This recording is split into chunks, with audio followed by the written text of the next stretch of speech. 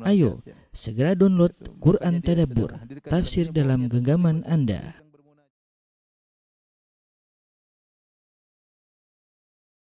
Bismillahirrahmanirrahim. Assalamualaikum warahmatullahi wabarakatuh. Alhamdulillahi ala ihsanih wa syukru lahu ala taufiqihi wa amtinani. Asyhadu an la ilaha illallah wahdahu la syarika lahu ta'ziman li sya'nih wa asyhadu anna Muhammadan abduhu wa rasuluhu da'ila ridwanih. Allahumma salli alaihi wa ala alihi wa ashabihi wa ikhwani. Para pemirsa yang dirahmati oleh Allah Subhanahu wa taala, kita masih melanjutkan bahasan kita tentang sifat ru'yatullah atau bahwasanya di antara sifat Allah, Allah mar'i, bisa dilihat ya, pada hari kiamat kelak. Dan pada kesempatan kali ini kita akan menyampaikan tentang pemikiran ahlul bidah yang mereka mengingkari tentang dilihatnya Allah pada hari kiamat kelak. Pada pertemuan lalu telah kita bahas tentang dalil ahlus sunnah. Pada kesempatan kali ini kita akan menyebutkan tentang dalil mereka dan bagaimana bantahan terhadap mereka. Maka secara umum mereka terbagi menjadi dua kelompok ya.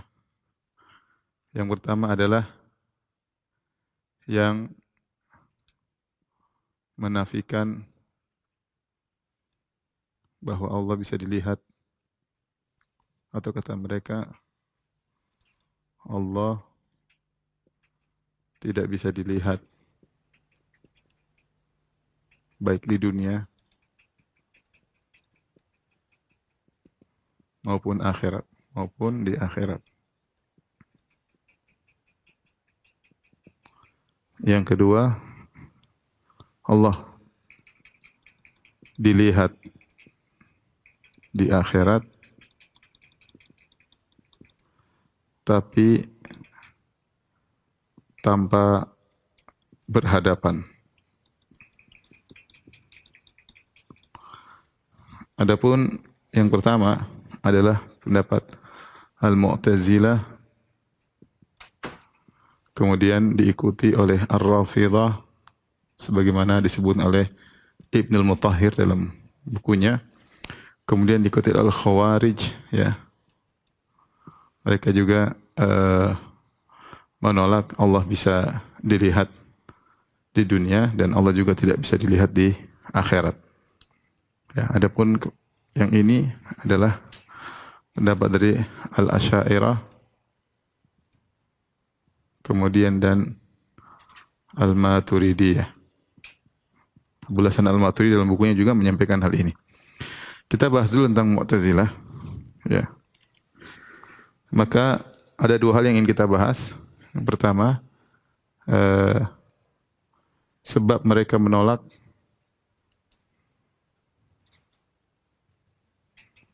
yang kedua syubhat mereka atau dalil mereka.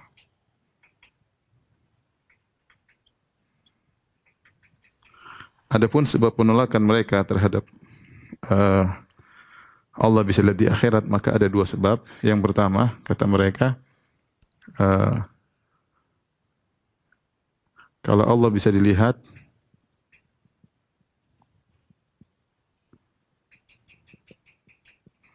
melazimkan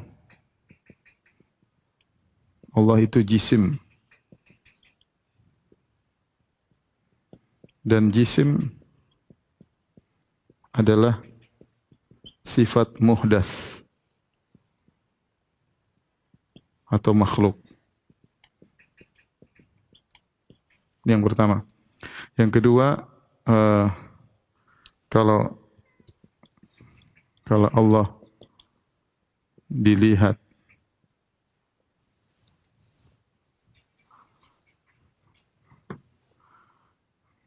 kalau melihat wajah Allah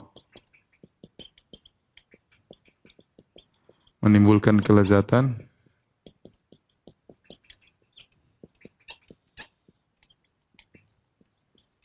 berarti Allah bisa dicintai. Padahal Allah tidak mencintai dan tidak dicintai.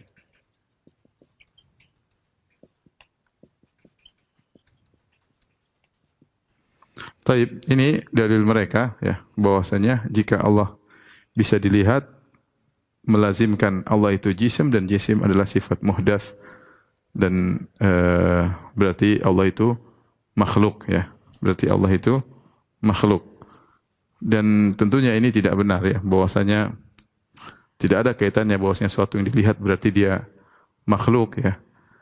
Allah Subhanahu wa taala pernah kita singgung bahwasanya Allah Subhanahu wa taala adalah zat, dan zat itu kalau mau dinamakan jisim silakan, tapi Allah itu berzat ya. Bentahan ya. Allah itu ada zatnya. Ya. Terserah mau dinamakan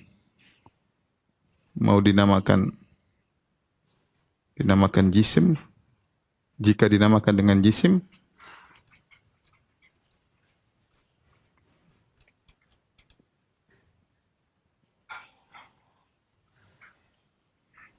maka Allah jisim. Adapun kalau maksudnya zat Allah adalah jisim yang seperti daging, seperti manusia, seperti makhluk, maka kita tolak. Tapi Allah adalah zat, dan zat yaitulah sesuatu yang bisa mungkin untuk dilihat ya, dan ternyata Allah menyatakan Allah dilihat pada hari kiamat.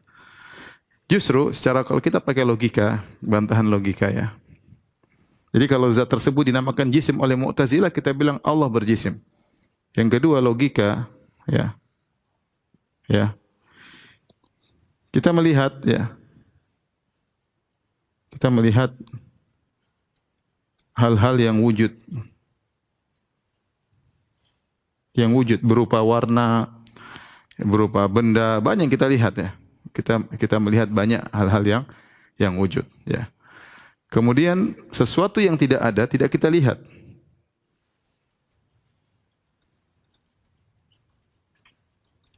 Sesuatu yang tidak ada tidak terlihat ya. Ingat ya.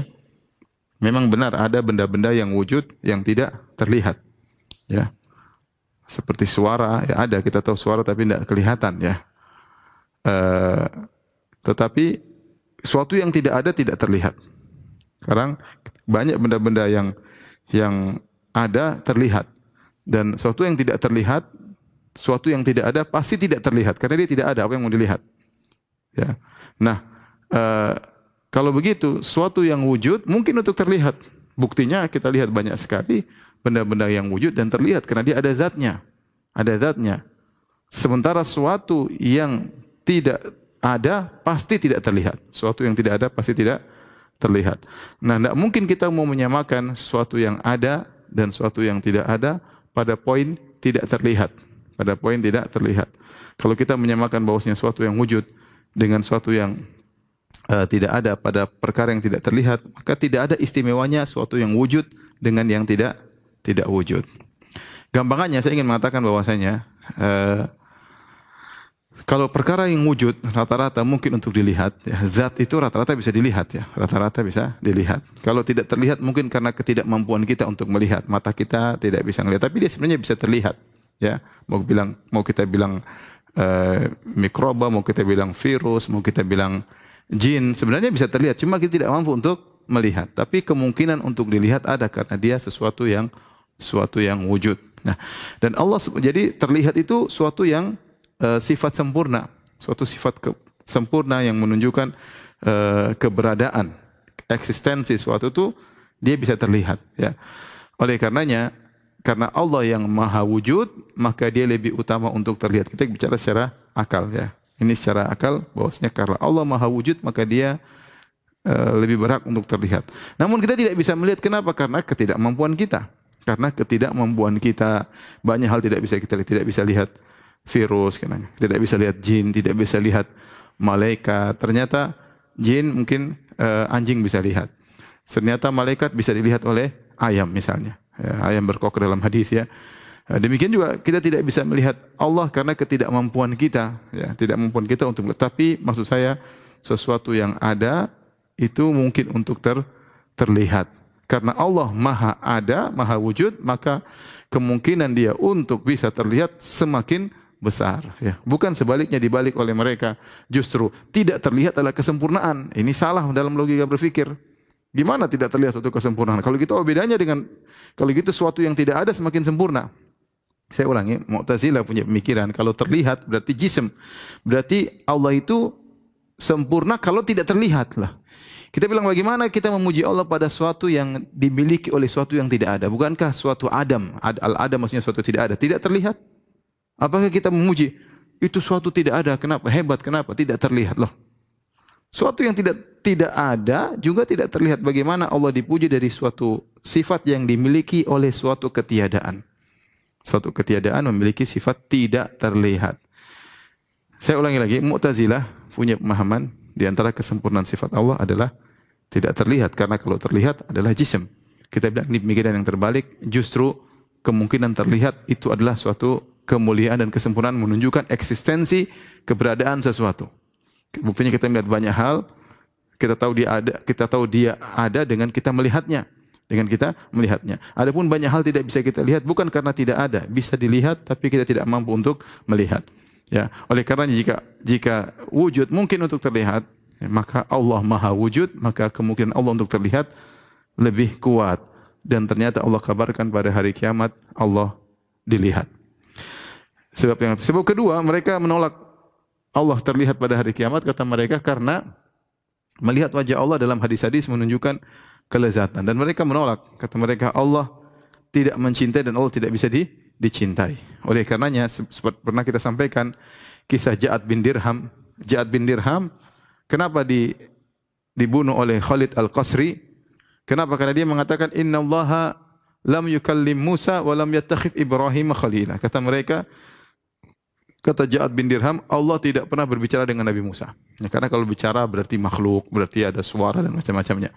Dan Allah tidak pernah mencintai Nabi Musa. Kalau Allah mencintai, ya berarti ada sifat manusia, sifat makhluk. Jadi Allah tidak pernah berbicara dengan Nabi Musa dan Allah tidak pernah mencintai Ibrahim alaihissalam. Padahal dalam Al-Quran Allah mengatakan, wa kallamallahu Musa taklima. Allah sungguh berbicara dengan Nabi Musa dan Allah berfirman, wattakhadallahu Ibrahim khalila. Allah menjadikan Ibrahim sebagai kekasihnya. Gara-gara dia menolak dua sifat tersebut, maka dia dibunuh oleh Khalid Al-Qasri. Sehingga syubhat tersebut bergulir berlanjut kepada Mu'tazilah, bahwasanya Allah tidak mencintai dan Allah tidak dicintai. Innallaha la yuhib wa la yuhab. Allah tidak mencintai, Allah tidak dicintai. Sementara kalau kaum mukminin melihat Allah, maka mereka rindu bertemu Allah dan mereka mencintai Allah. Makanya Nabi Muhammad SAW berdoa, as'aluka ladzatan nadhar ila wajhikal karim wasyauqa ila liqa'ik fi ghairi dharra'a mudhirrah wala fitnatin mudillah. Di antara doa Nabi Muhammad SAW, ya Allah, aku mohon kepada Engkau kelezatan memandang wajahmu dan kerinduan untuk bertemu dengan Engkau, ya. Kerinduan untuk bertemu dengan Engkau. Berarti sehingga mereka mengatakan kaum mukminin merasa lezat tatkala memandang wajah Allah, berarti ini ada cinta kepada Allah dan ini tidak mungkin, sehingga mereka tolak Allah bisa dilihat karena mereka menolak sifat mahabbah dari Allah Subhanahu wa taala. Ini saya ingin sampaikan bahwasanya namanya sifat-sifat Allah berkaitan, ya, berkaitan. Karena kalau kita tetapkan Allah dilihat pada hari kiamat, seluruh akidah Mu'tazilah buyar. Kenapa? Karena akidah Mu'tazilah Allah tidak punya sifat, Allah tidak bisa terlihat, Allah tidak, semuanya buyar. Kalau makanya mereka tidak mungkin menetapkan sifat Allah dilihat. Karena kalau Allah terlihat, buyar semua sifat akidah mereka itu. Ya. Ini puncak untuk menghabisi seluruh akidah mereka. Sehingga mereka harus nolak ini semuanya, bagaimanapun caranya. Dan itu saya katakan akidah Mu'tazilah, Rafidhah, dan Al-Khawarij. Ya. Mereka berakidah dengan akidah seperti ini, ya. Innallaha la yura la fid dunya wala fil akhirah. Allah tidak terlihat di dunia maupun di akhirat, ya. Baik. Adapun syubhat mereka, ya, syubhat mereka, maka banyak, ya. Di antaranya, ya. Di antaranya mereka mengatakan, ya. Mereka mengatakan firman Allah, ila rabbiha wujuhun yawma idzin nadhirah ila rabbiha nadhirah. ila rabbiha nadhirah. Wajah-wajah firman Allah dalam surat Al-Qiyamah, wajah-wajah pada hari itu berseri-seri ila rabbiha nadhirah, karena melihat kepada Rabb mereka. Kata mereka ila dan nadhirah sini maksudnya sama dengan al-intizar, ya. An-nazar ila sama dengan al-intizar. Jadi mereka mengartikan ayat ini yaitu sama dengan menunggu, bukan melihat. Ini artinya melihat. Kalau menurut Ahlus-Sunnah kata mereka sama dengan artinya menunggu. Menunggu apa? Menunggu pahala, menunggu kenikmatan, menunggu ganjaran, ya. Yaitu menunggu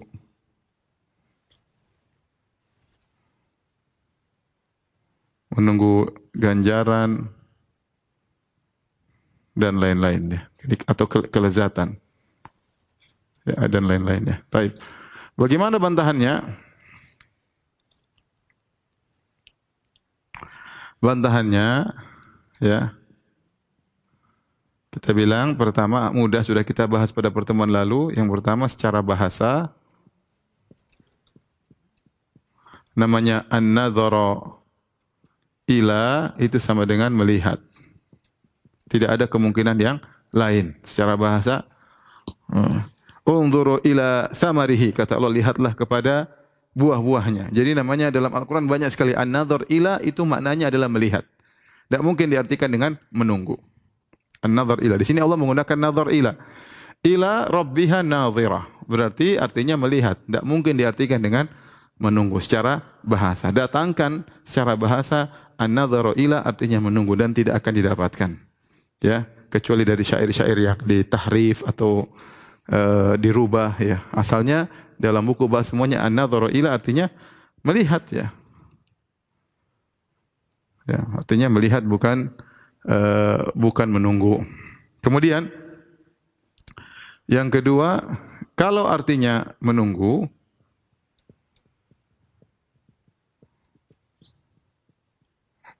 maka tidak perlu berkaitan dengan wajah. Perhatikan. Tidak perlu dengan wajah. Adapun di sini berkaitan dengan wajah. Perhatikan kata Allah, wujuhun, sudah kita singgung kemarin. Wujuhun yauma idzin nadhira ila rabbiha nadhirah, ya. Ila rabbiha nadhirah. Allah mengkaitkan penglihatan tersebut dengan wajah. Kenapa wajah? Karena wajah tempat mata. Maka penglihatan tersebut dikaitkan dengan wajah. Adapun kalau artinya menunggu, maka tidak perlu berkaitan dengan wajah, ya. Bahkan berkaitan dengan diri mereka. Contoh seperti firman Allah Subhanahu wa taala, "Fantaziru inni ma'akum minal muntazirin." Fantaziru, tunggulah, inni ma'akum minal muntazirin. Kata Allah Subhanahu wa taala, perkataan seorang nabi, tunggulah. Sungguhnya aku bersama kalian termasuk orang-orang yang menunggu. Ma'akum, bukan ma'awujuhikum, ya. Tunggulah, sungguhnya aku bersama diri kalian. Tunggulah kalian, ya, bukan tunggulah wajah kalian. Nabi tersebut tidak mengatakan fantaziri wujuhukum, tidak ada. Tunggulah wajah-wajah kalian. Kenapa? Karena menunggu itu tidak berkaitan dengan wajah saja, berkaitan dengan seluruh anggota tubuh. Ya. Hal yanzuruna illa ta'wilah. Contoh lagi firman Allah Subhanahu wa taala, hal yanzuruna illa ta'wilah, ya.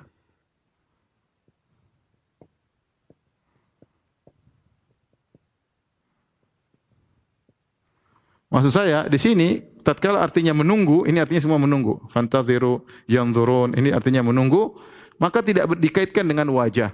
Tatkala dikaitkan dengan wajah berarti berkaitan dengan penglihatan. Ini sangat jelas sekali. Bantahan yang ketiga, di surga bukan tempat menunggu. Bukan tempat menunggu. Tapi tempat menikmati. Masa apa nunggu-nunggu lagi di surga? Mau nunggu-nunggu apa? Saatnya menikmati. Justru menunggu itu, menunggu adalah menyakitkan atau mengurangi kelezatan. Mengurangi kelezatan. Kalau kita pergi ke rumah makan, kita lihat makan, kita suruh nunggu. Wah, kita itu mengganggu kelezatan atau mengurangi kelezatan. Justru pada ayat ini sedang menceritakan mereka di puncak kelezatan. Bagaimana kemudian diartikan dengan menunggu. Ini contoh syubhat mereka dan kita bantah pada pembahasan ini. Kemudian yang kedua, syubhat mereka yang kedua, mereka mengatakan lan tarani, lan firman Allah Subhanahu wa taala kepada Nabi Musa, lan tarani. Kata mereka lan li ta'bid, lan li ta'bidun nafi, yaitu lan menunjukkan penafian abadi. Artinya kata mereka, Allah berkata kepada Nabi Musa, waktu Nabi Musa ingin melihat Allah, Rabbi arini anzur ilaik, ya Allah, tunjukkanlah dirimu, anzur ilaik, aku ingin melihat engkau. Kata Allah, lan tarani, kau tidak bisa melihat aku. Maksudnya kata mereka, lan ini dalam bahasa Arab artinya tidak mungkin selama-lamanya, mustahil kau bisa lihat aku. Ya. Ini menurut mereka. Namun ini dibantah, bantahan.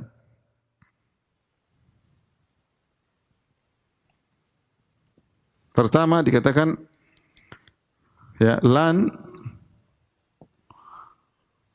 ya tidak ada dalam bahasa Arab. Ini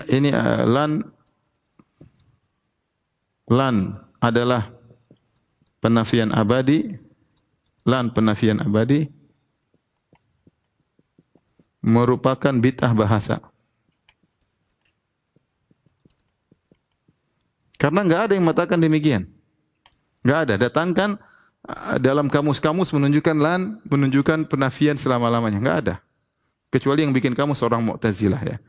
Saya ingatkan, terkadang kita dapati pengertian bahasa dalam kamus, ternyata ada pengaruh akidah. Ternyata penulis kamus tersebut orang Mu'tazilah misalnya, ya. Atau memiliki penyimpangan dalam akidah, kemudian dimasukkan unsur-unsur akidah dalam kamus bahasa Arab tersebut. Namun lan, ya, secara bahasa tidak berarti penafian selama-lamanya. Kemudian bantahan yang kedua, Allah berfirman tentang orang-orang Yahudi, kata Allah Subhanahu wa taala dalam Al-Qur'an, "Walan yatamannauhu abadan bima qaddamat aydihim." Ya. Jadi orang Yahudi merasa mereka masuk surga, ya. Maka dikatakan kepada orang Yahudi, mintalah mati, kalau kau merasa mati pasti masuk surga, mintalah mati. Apa kata Allah? Walan yatamannahu abadan. Mereka tidak akan minta mati selama-lamanya. Kalau kita artikan lan, selama-lamanya abadi, maka perhatikan. Kalau Mu'tazilah mengartikan sini lan artinya penafian abadi. Versi Mu'tazilah berarti penafian abadi. Adapun ahlus sunnah, lan itu penekanan dalam penafian. Dalam penafian.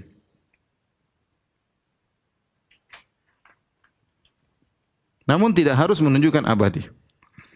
Bagaimana kita bantahan? Kalau seandainya lan berdasarkan versi Mu'tazilah, walan yatamannauhu, mereka tidak bakalan minta selama-lamanya, maka tidak perlu Allah mendatangkan kata abadan, tidak perlu. Jadi seakan-akan kita artikan wala yatamannauhu abadan, ya, enggak mungkin. Tatkala Allah mendatangkan kalimat abadan selama-lamanya untuk menjelaskan penafian ini selama-lamanya, maka butuh pertambahan abadan. Karena lan pada asalnya tidak menunjukkan keabadian. Saya ulangi sisi pendalilannya bagaimana kita bantah mereka. Dengan ayat ini kita bilang orang Yahudi pertama merasa masuk surga. Maka di antara bantahan kepada mereka, Allah suruh mereka minta mati aja. Kemudian Allah mengatakan walan yatamannauhu, mereka tidak bakalan minta mati. Nah, kata Mu'tazilah lan di sini artinya selama-lamanya, abadan. Kalau artinya lan di sini adalah penafian selama-lamanya, maka Allah tidak perlu tambah dengan kata abadan. Tatkala Allah tambah kata abadan selama-lamanya menunjukkan lan di sini hanya penafian mutlak. Ya, sehingga perlu ditakyid dengan abadan agar menunjukkan maknanya selama-lamanya mereka tidak minta mati, ya. Ya. Selama-lamanya mereka tidak minta mati. Kemudian ternyata ini juga berkaitan dengan dunia. Di dunia mereka tidak bakal minta mati di dunia. Ternyata di akhirat mereka minta mati. Ternyata di akhirat mereka minta mati.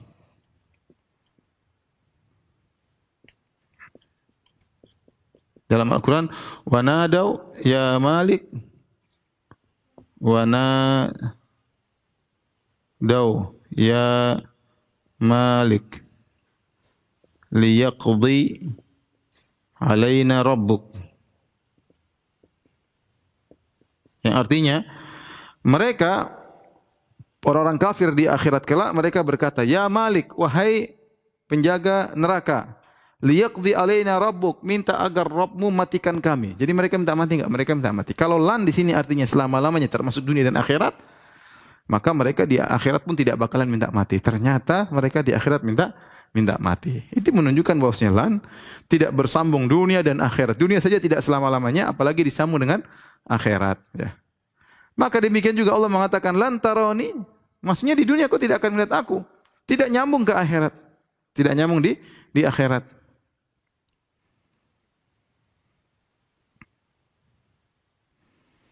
Oleh karenanya dalam ayat yang lain Allah menggunakan la, ya.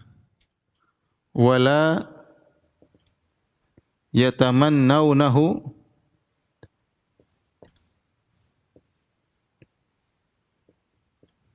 abadan. Allah menggunakan la di sini nun dihapuskan, walan yatamannahu karena dia mansub, nun dihapuskan, ya. Di sini thubutun nun ada nunnya. Karena dia marfu, tidak mansub, ya. Wala di sini perhatikan la, Allah tidak pakai lan. Berarti makna ayatnya berkaitan dengan Yahudi sama. Berarti la sama dengan lan. Bedanya la sama lan apa? Lan penekanan, itu aja. La, ya. Allah datangkan dalam ayat yang lain dengan kata la sebagai pembanding dengan lan. Padahal dua ayat ini sama, yang satu dalam surat Jumat, yang satu dalam surat Al-Baqarah. Ya. Berarti menunjukkan lan maknanya la, cuma lan ada penekanan saja. Tapi itu syubhat mereka yang kedua. Sekarang syubhat mereka yang ketiga.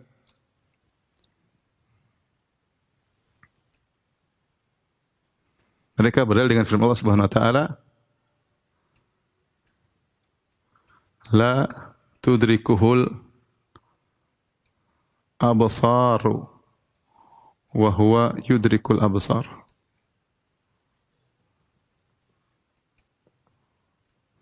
Yang artinya Allah tidak diliputi oleh mata. Idrak, la tudrik, ini artinya meliputi, la tudrik. Lah. Allah tidak diliputi oleh mata.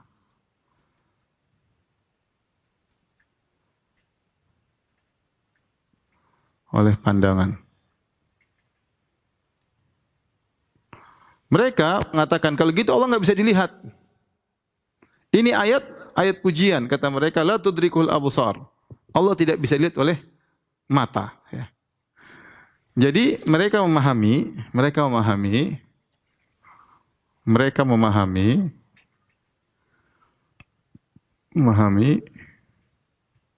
al-idrak sama dengan ar-ru'yah. Al-idrak meliputi sama dengan melihat. Dengan berdasarkan dalil ini dalam surat Al-An'am, la tudrikul absar, Allah tidak bisa diliputi oleh pandangan, artinya Allah tidak bisa dilihat. Al-idrak sama dengan ru'yah. Bagaimana bantahan? Ya. Bantahannya banyak, ya. Pertama, kita mengatakan al-idrak tidak sama dengan ru'yah. Ya.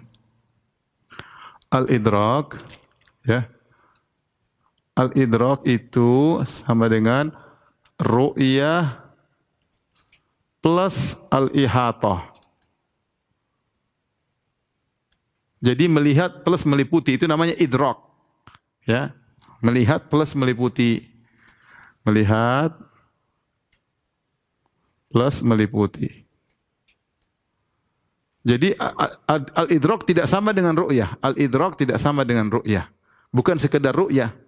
Ya, makanya dalam ayat Allah menyebutkan, sudah sampaikan pada pertemuan lalu tentang kisah kaum Nabi Musa waktu dikejar oleh kaum Firaun. Kata Allah, falamma taro al-jam'ani. Tatkala keduanya sudah saling melihat, kelompok Nabi Musa melihat kelompok kaum Firaun, dan kelompok kaum Firaun sudah melihat kelompok Nabi Musa. Ya, jadi gambarannya begini ya. Ini contohnya Laut Merah ya. Kemudian di sini kaum Nabi Musa. Di sini kaum Firaun. Nah, mereka sudah saling melihat. Sudah saling melihat. Saling melihat satu sama lainnya. Kata Allah Subhanahu wa taala, "Falamma tara'al jam'an." Tatkala keduanya sudah saling melihat. Tatkala keduanya sudah saling melihat. Qala ashabu Musa, kata Allah Subhanahu wa taala, qala ashabu Musa, inna lamudrakun. Perhatikan sini. Kita bakalan ketangkap. Ya. Berkata pengikut Musa,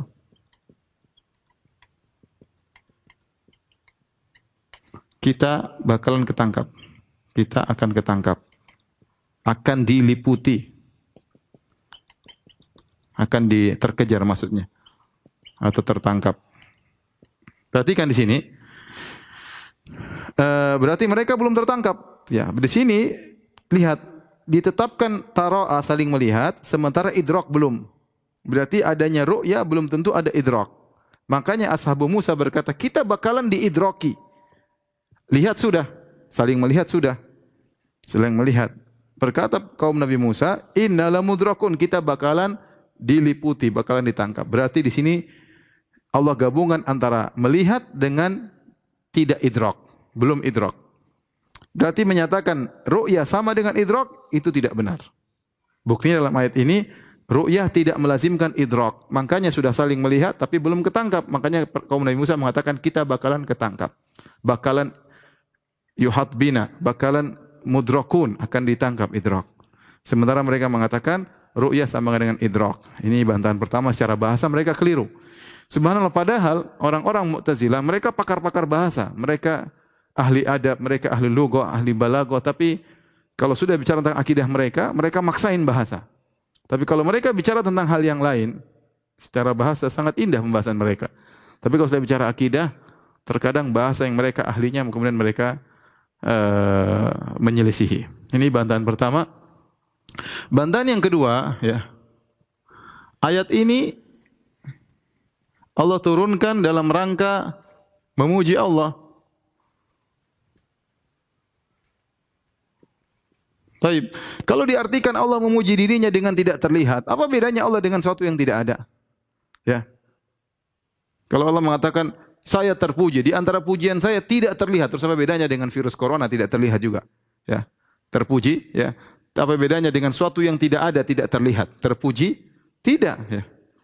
Makanya tatkala para ulama mengatakan ayat ini diturunkan oleh Allah, la tudrikul absar, dalam rangka untuk memuji Allah, maksudnya adalah menetapkan sesuatu yang sempurna, yaitu Allah meskipun terlihat nanti di akhirat, namun tidak ada yang bisa meliputi untuk melihat Allah Subhanahu wa taala. Ya, sebagaimana kita di dunia, kita lihat langit begitu luasnya karena Allah Maha luas, Maha besar. Lihat langit, kita enggak bisa meliputi langitnya. Kita baru bisa melihat langit di atas kita, langit di belakang kita, bawah kita enggak tahu. Maksudnya yang mengelilingi bumi kita enggak tahu langit tersebut. Mana pangkalnya, mana ujungnya kita tidak bisa melihat, ya. Seperti itu. Ya. Sama sekarang misalnya mata kita enggak mampu, kita bisa melihat api yang digunakan oleh tukang las, kita enggak mau melihat secara detail, mata kita enggak mampu untuk meliputi. Melihat matahari kita enggak bisa melihat secara detail. Kenapa? Mata kita enggak mampu untuk meliputi melihat matahari. Jadi ayat ini isinya pujian, justru menunjukkan Allah terlihat namun tidak bisa diidrak, ya. Allah terlihat namun tidak bisa diidrak, ya, tidak bisa diliputi. Sama seperti firman Allah Subhanahu wa taala contohnya, wala yuhituna bihi ilman. Allah berfirman misalnya wala yuhituna bihi ilman. Apa artinya? Mereka tidak bisa meliputi, ilmu mereka tidak bisa meliputi Allah. Ilmu mereka tidak bisa meliputi Allah. Kita tahu, Allah nggak tahu. Tapi kita nggak bisa, ilmu kita nggak bisa meliputi Allah seperti apa secara lengkap, nggak bisa. Makanya kata Nabi SAW, la uhsi sana'an alaik, anta kama asnaita ala nafsik. Aku tidak bisa memuji engkau sebagaimana seharusnya ya Allah. Engkau bisa, yang bisa memuji dirimu adalah engkau sendiri. Kenapa Nabi tidak bisa memuji Allah dengan sesungguhnya? Kenapa? Wala yuhituna bihi ilman. Yaitu ilmumu tidak bisa meliputi Allah. Kau hanya mengetahui sebagian sedikit dari Allah tentang Allah Subhanahu wa taala, karena Allah adalah suatu yang sangat luar biasa, ya. Ilmu manusia tidak sampai untuk bisa memuji Allah yang seharusnya. Jadi ini ihatoh sama idrak. Kalau kita mau artikan dengan bahasa, dengan kata lain sama dengan wala yudrikuna bihi ilman. Mirip kira-kira. Jadi sisi pujiannya apa? Bisa diketahui tapi tidak bisa diliputi. Sama, bisa dilihat namun tidak bisa diliputi. Ini berkaitan dengan syubhatnya orang-orang Mu'tazilah. Sekarang kita berpindah kepada syubhat orang-orang Asy'ariyah.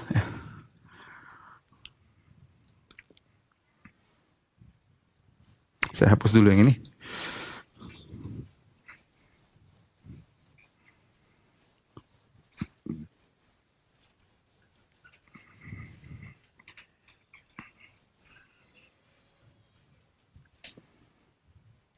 Al-Asy'ariyah, ya. Pada hakikatnya kalau kita mau bagi mereka menjadi dua dalam hal ini, ada dua kelompok. Dua mazhab. Yang satu mengatakan Allah dilihat dengan ru'yah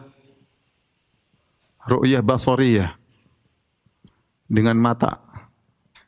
Dan ini mayoritas Asy'ariyah, jumhur Asy'ariyah.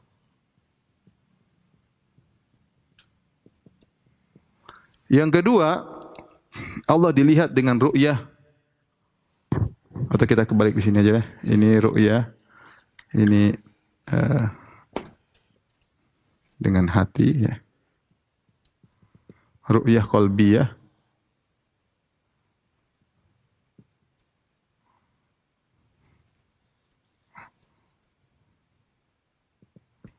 Qalbiyah. Ini adalah pendapat Al-Ghazali, diikuti juga oleh Ar-Razi. Ini yang Asy'ariyah yang pintar-pintar, ya, huzzaqul Asy'ariyah, ya. Huzzaqul Asy'ariyah yang pintar-pintar. Ya. Adapun yang ini jumhur Asy'ariyah,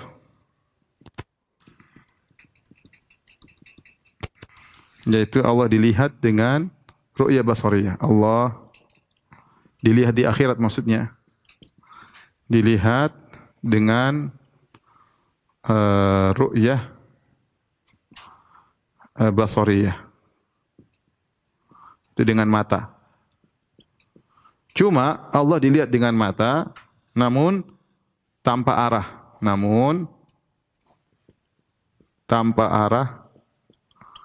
Maksudnya tanpa berhadapan.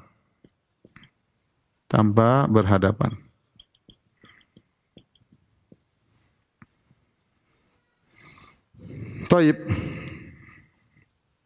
Kita bahas yang dulu, ya. Bantahan. Pertama, ini akidah tidak masuk akal.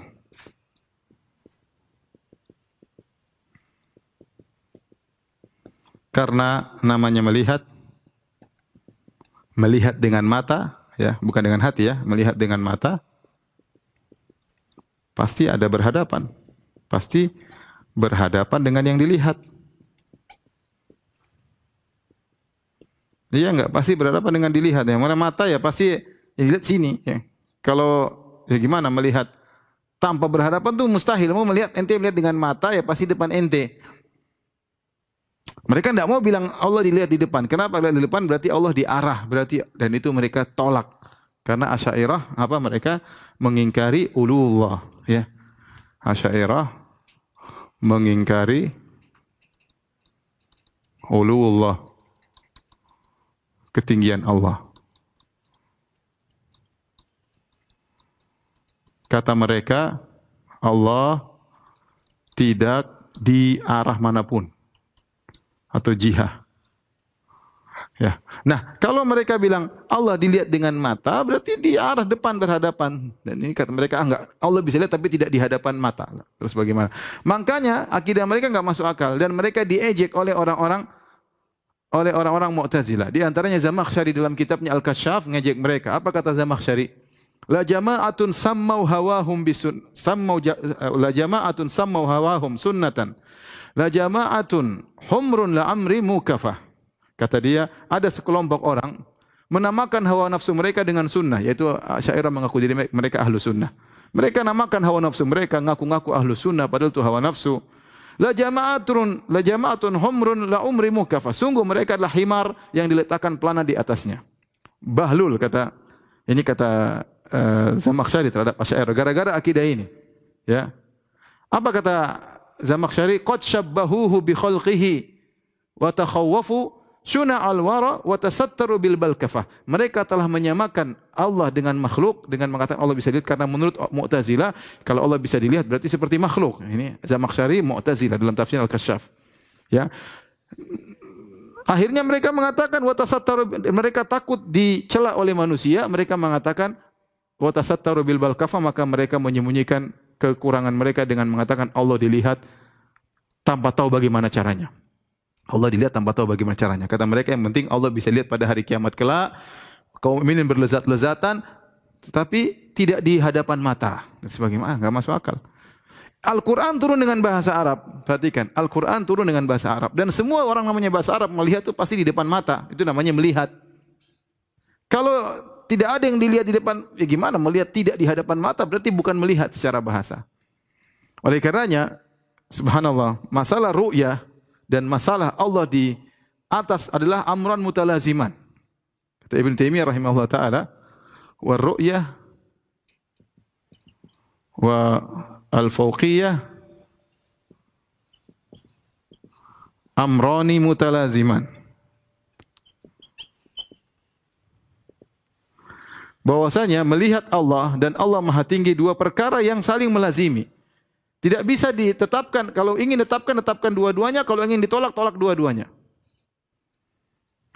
Kalau mau tetapkan satu, tetapkan yang lainnya. Kalau mau ditolak satu, ditolak semuanya. Dan ini komitmen, orang-orang Mu'tazilah mereka komitmen. Mereka tolak fauqiyah, mereka tolak Allah tidak di atas, kata mereka Allah juga tidak bisa dilihat. Karena mereka tahu itu kelaziman.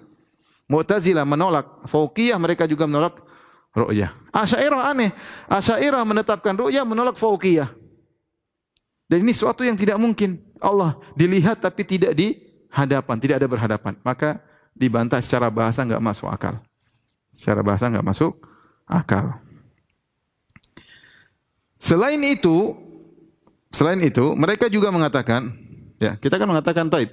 Asy'ariyah juga menolak, Asy'ariyah sebagian mereka menolak Allah dicintai. Sebagian mereka, tidak semua, Allah dicintai. Terus bagaimana dengan kelezatan melihat wajah Allah? Itu bukankah kaum mukminin waktu melihat wajah Allah dengan berlezat-lezat itu adalah konsekuensi karena mereka cinta kepada Allah, melihat sesuatu yang sangat mereka cintai sehingga mereka merasa berlezat-lezat. Sehingga sebagian mereka mengatakan maksudnya ya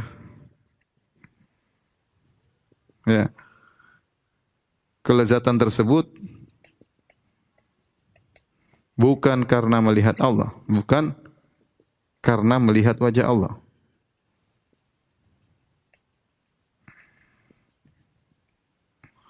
Tapi ketika melihat wajah Allah, ketika melihat Allah, maka Allah menciptakan kelezatan bagi mereka.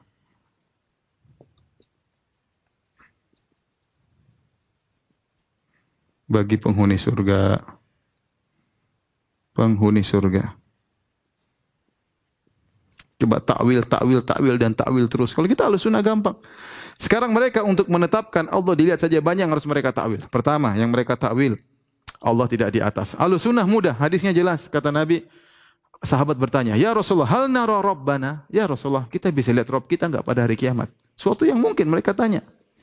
Kata Nabi, "Innakum satarawna rabbakum ayanan kama tarawnal qamara lailatal badri." Sungguhnya kalian benar-benar akan melihat Allah ayanan dengan mata kalian.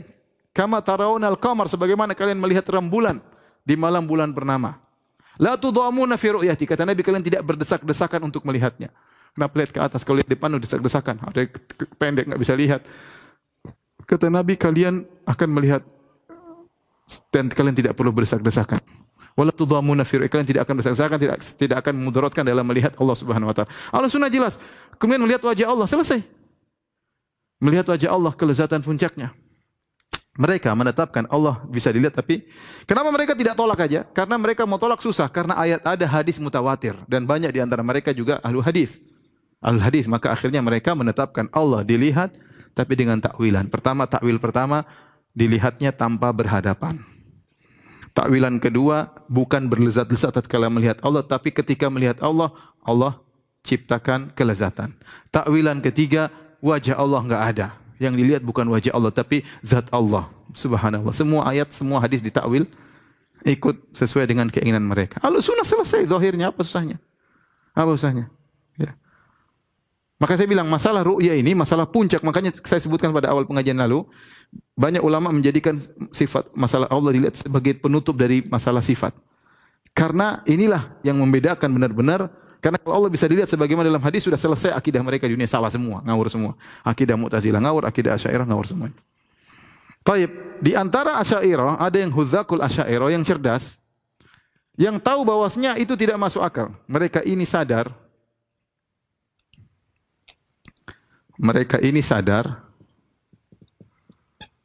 bahwa melihat dengan mata tanpa berhadapan adalah kemustahilan.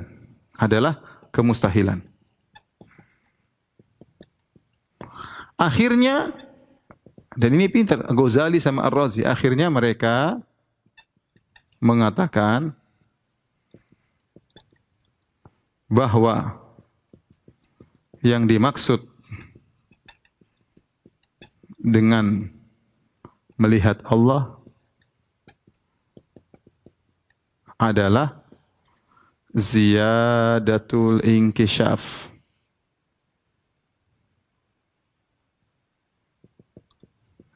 Ziyadatul ilmi billah. Jadi semakin dibuka, tersingkap apa itu hakikat Allah. Atau ziyadatul ilmi billah, yaitu semakin tersingkap ilmu tentang Allah. Sehingga melihat sini bukan melihat mata, tapi melihat dengan hati, ru'yah qalbiyah. Subhanallah. Mereka ini ternyata, ya, kalau menurut pendapat ini berarti mereka sama dengan Mu'tazilah, tidak ada bedanya. Cuma khilafnya khilaf lafzi, bukan maknawi, hanya khilaf dalam mentakbir doang. Kata mereka, ru'yah ibaratun, mereka mengatakan ibarat. Jadi mereka ru'yah itu mereka artikan dengan bukan hakiki tapi majaz. Ya, kata mereka ibarat an ziyadatil inkishaf, ibarat an ziyadatil ilmi. Maka khilaf mereka dengan Mu'tazilah hanya khilaf lafzi, cuma beda cara mengungkapkan.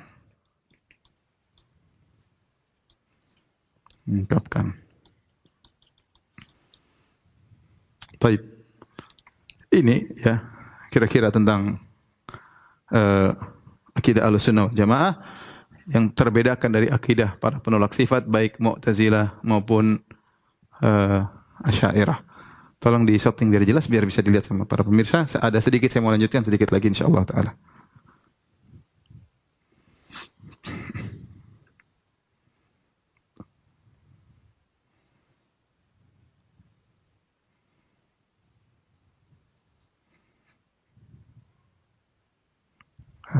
Tayyib.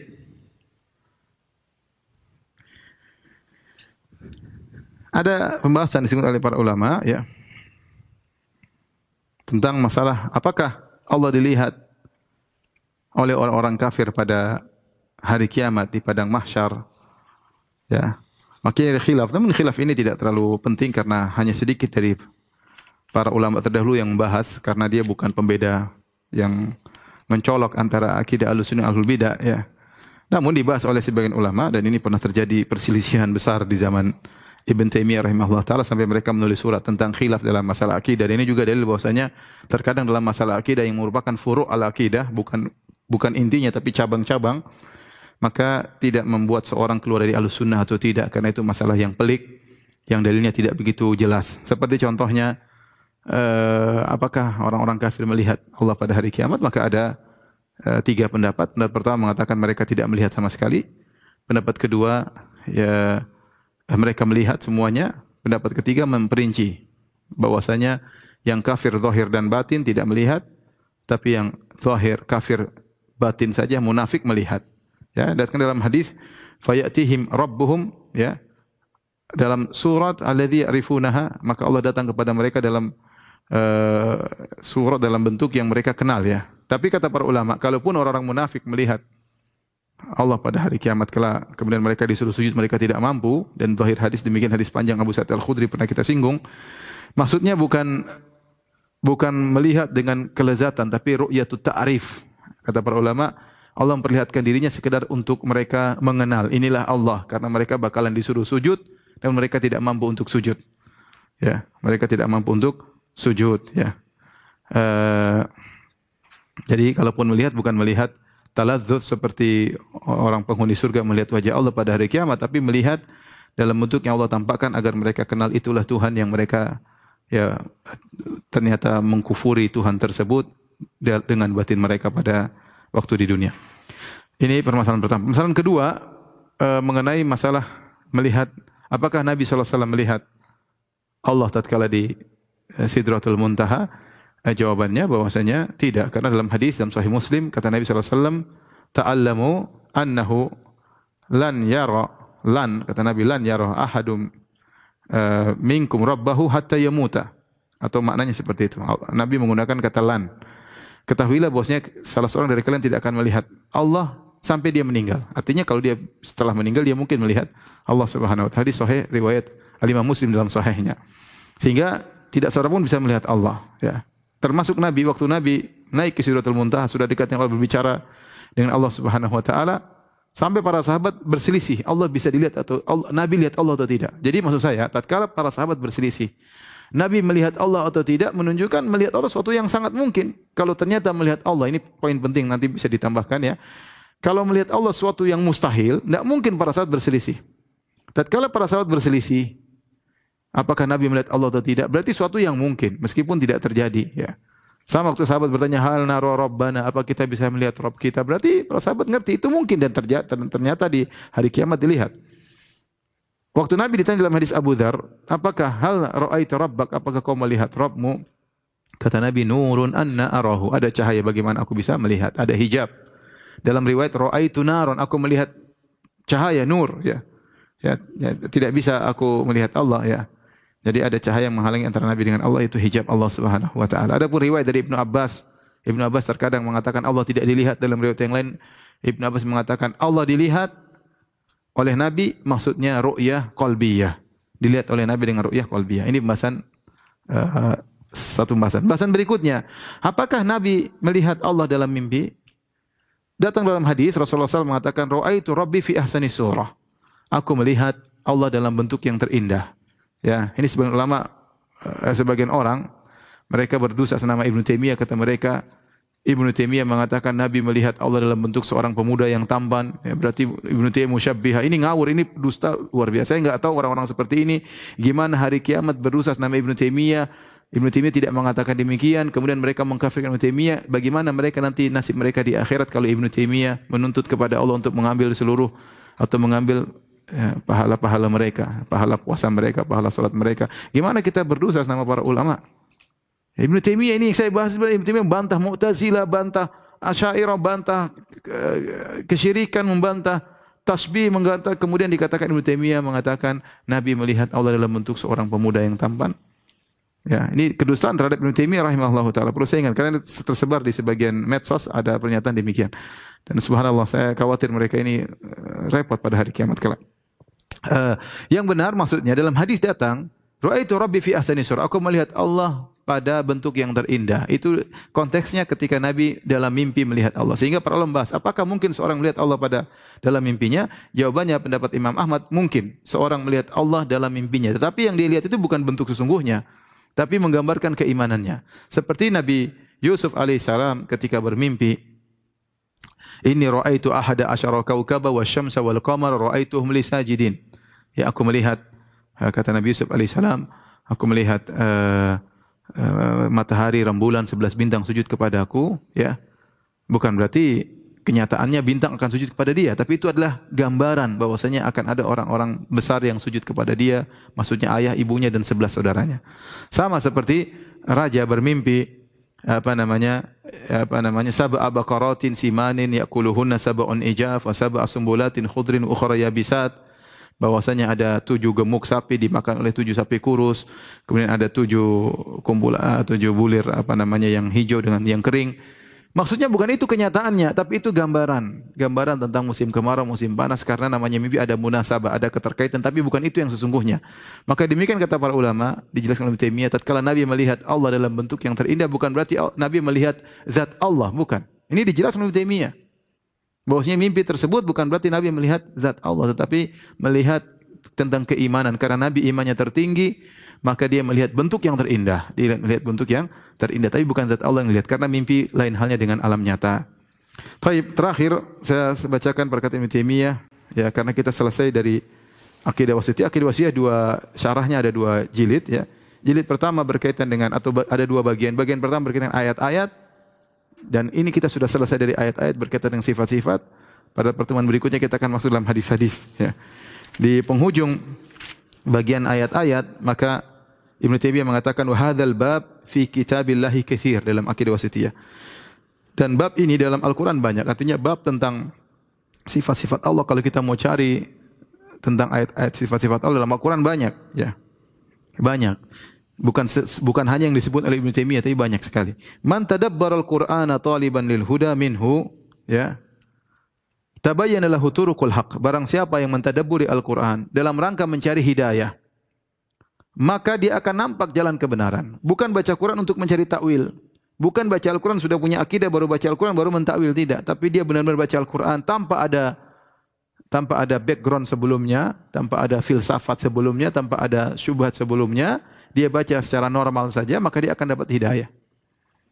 Makanya saya sudah pernah sampaikan dalam sebagian kajian bagaimana waktu Umar bin Khattab radhiyallahu anhu membaca Taurat, lembaran Taurat, kemudian Nabi marah, amutahwikuna anta ya ibnul Khattab. Ya. Wahai Umar, apa kau ragu? Ya, artinya jangan cari kebenaran, jangan cari hidayah dari selain Al-Quran. Cari hidayah dari Taurat tidak boleh. Kita baca Taurat dalam rangka untuk meneliti, dalam rangka untuk membantah, dalam rangka untuk mencari kesamaan dalam Al-Quran boleh. Tapi dalam rangka mencari hidayah enggak boleh. Nabi melarang karena Al-Quran sudah cukup. Bahkan Nabi tegur Umar bin Khattab, bahkan Nabi berkata di akhir hadis, di akhir hadis kata Nabi, "Lau kana Musa hayyan ma wasi'u ila tibai." Kalau Nabi Musa masih hidup, dia pasti ikut saya. Ngapain baca Taurat? Ya, dalam rangka mencari hidayah. Maka kalau orang mencari hidayah, apalagi masalah akidah tentang Allah, jangan baca buku filsafat. Ya, cukup kita baca Al-Quran, hadis jelas. Apakah kurang penjelasan Allah? Apa kurang penjelasan Nabi SAW? Apakah Nabi tidak fasih? Tidak bisa menjelaskan kepada umatnya? Ya. Sehingga kita butuh untuk memahami Al-Quran dan hadis dengan baca ilmu filsafat, baca buku Aristoteles, baca buku Plato, yang mereka tidak beragama. Subhanallah, bagaimana kita mengkaitkan akidah kita dengan pemikiran Aristoteles dengan pemikiran Plato. Sehingga kita terjebak harus mentakwil berbagai macam takwilan.